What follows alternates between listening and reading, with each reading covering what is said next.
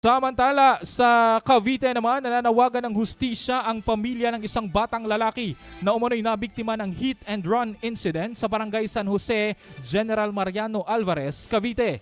Ayon sa pamilya, nasagasaan ang biktima ng isang sasakyan, ngunit sa halip na huminto at tumulong, agad umanong tumakas ang driver matapos ang insidente.